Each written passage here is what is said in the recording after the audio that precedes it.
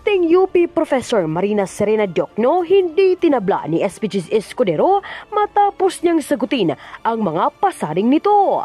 Mga bitter na kritiko ni Senate President Cheese Escudero na ayaw pa rin tanggapin ang katotohanang binasura na ng Supreme Court. Ang articles of impeachment nangingisay sa sobrang galit. Pero bago ang lahat, kung hindi pa kayo nakapag-subscribe sa channel na ito, please do subscribe para mas maging updated pa kayo sa mga susunod kong mga videos. Tila hindi pa rin matahimik ang mga kaluluwa ng mga hindi sumang-ayon sa naging resulta ng impeachment. Ito'y matapos pasaringan ng isang dating UP professor si Senate President Cheese Escudero dahil umano sa naging asal nito pagdating sa impeachment. Pahayag pa ng dating UP professor, ano ang silbi ng utak kung walang prinsipyo at tapang upang panindigan ito? Imagine isang salita, iisang salita. Forthwith ay ayaw intindihin ng nanunungkulan sa Senado. Nauna nang pinanindigan ni Escudero na hindi siya magpapadala sa mga kalat at drama ng mga gigil at galit kay VP Sara. Dagdag pa niyang ang tungkulin ng Senado sa impeachment ay siniguradong walang nailabag kaya walang sinuman ang dapat komisyon nito. So, ang bumabatikos naman sa amin, Nympha, yung mga pabor sa impeachment eh. Ang bumabatikos sa amin, yung ayaw kay Vice President Sara. Ang bumabatikos sa amin, yung klaro na gusto siyang ma-impeach at matanggal sa pwesto and who have taken their position in that regard. While I respect their position, hindi naman nila pwede kaming pilitin na kumampi sa kanila at hindi naman kami, sabi ko nga kahapon, di ba? The time not on your side does not necessarily mean I am on the wrong side. In fact, insofar as this particular issue is concerned, the Senate was proven correct by the Supreme Court. That when the Senate exercised an abundance of caution in not rushing into it. Ngayon, ang binabatikos naman nila, ang Korte Suprema. At ginagamit kaming bala para ibangga sa Korte Suprema. Hindi ko bilang abogado, hindi yon ang posisyon ko. Because I'm still an officer of the court, although I am, as a lawyer, although I am not part of the judiciary.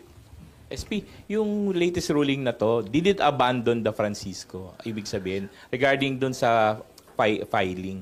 So ngayon pa pwede na bang mag-file uli ng mga sham? Hindi. You can reconcile it with Francisco. In fact, if you read the 97-page decision, Justice Leonen quoted extensively from Francisco. Hindi siya taliwa sa Francisco.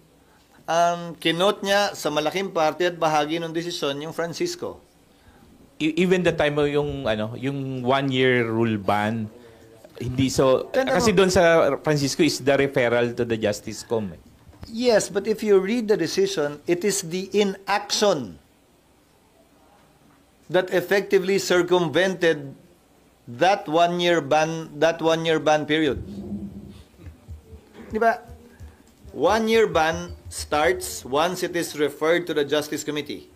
Inupuan nga eh. Inupuan nga ng House Secretary General eh. Kinote ng mga ibang concurring opinions yung interview ng Secretary General na sinasabing inutusan siya na wag upuan yun, na wag galawin yun. Na-intent dahil may ipa-file pa. Ang tema ng desisyon sa pagkakabasa ko ay yung pag-upong yun circumvented the one-year ban.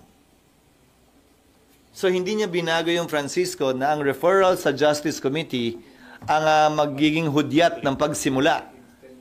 Ang sinasabi niya, yung hindi paggalaw at pag-refer, effectively na circumvent yung one-year ban. At nung dinismiss, nung in-archive yung tatlo na impeachment complaints, parang ni-refer mo na rin dahil inaksyonan mo yung, again, hindi naman refer lang, pwede mong i-dismiss din eh. Nung inaksyonan nila yon, doon nagsimula yung one-year ban. Kaya sabi nila, nung inaksyonan yung tatlong impeachment complaints noong February 5, may one-year ban na nun. Kaya nga nagbigay pa ng petsa si Justice Leonen at ang unanimous vote na decision ng court na pwede lamang mag-file uli ng February 6. Nagbigay siya ng eksaktong petsa. For you, SP, as a lawyer, is it not a judicial overreach on the part of the SC? If you are in favor of the impeachment of the Vice President, then you will take that position. If you are against the impeachment of the Vice President, then you will take the contrary position and will say na desisyon at trabaho ng Korte Suprema na i-interpret ang saligang batas. Again, kung gaano karami ang abogado, kung gaano karami ang posisyon, ganun karami din ang opinyon kaugnay sa ginagawa o hindi ginagawa ng Korte Suprema man, ng Kongreso, ng Senado o ng Executive Branch. SP, isa lang po. Sa Yes. balikan ko lang yung sa SONA kahapon. Isa sa mga panawagan ni Pangulo is to amend the Coconut Farmers and Industry Fund Act. What's your take on that? What's the challenge and how will this help our coconut farmers? We will look at it. Understand that there was no specific proposal kung paano yun. Ang naalala kong pinasa namin, interest lamang nung Coco Levy funds na sinequester nung una na napunta, tinurnover sa gobyerno ang pwedeng gastusin. Ang problema doon, kung tama din ang pagkakaalala ko, ang interest dun sa perang yun ay humigit kumulang 2 hanggang 4 na bilyon lamang kada taon. Bagaman ang pondo ay nasa 80 bilyon yata. So, hindi ko alam kung susuporta o hindi kami, depende siguro sa panukala. Bubuksan ba yun na pwede nang gamitin yung principal? Lalakihan ba yung pwedeng magamit at hindi naman uubusin yung principal? Didiktahan ba na mas malaki dapat yung placement ng principal para mas lumaki yung kita? Para mas malaki ang maitulong sa ating coconut farmers? Malapit sa puso ko ito dahil isa sa mga pinakamalalaking coconut producing provinces ay nagmumula sa Bicol region. Sir, last question on Yes. my part. With the new minority bloc composed of veteran senator, ano yung expect nyo na magiging dynamics, lalo na sa pagpapasa ng mga panukala? I look forward to working with them, as I said yesterday, and engaging them with respect to the laws that we will be passing, the issues that we will be confronting.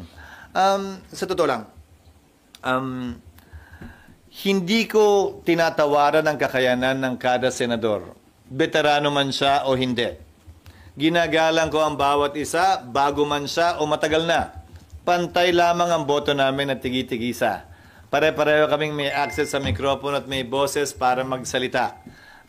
Bilang tagapangulo ng Senado, pantay kong itatrato titingnan ang kada miyembro, mayoriya man o minorya, matagal man o baguhan sa Senado. So inaasahan nyo magiging cooperative, not obstructionist, yung new minority? I will take Senator Soto at his word. Yun naman ang sinabi niya kahapon, that he will work with the majority, with his colleagues in the Senate.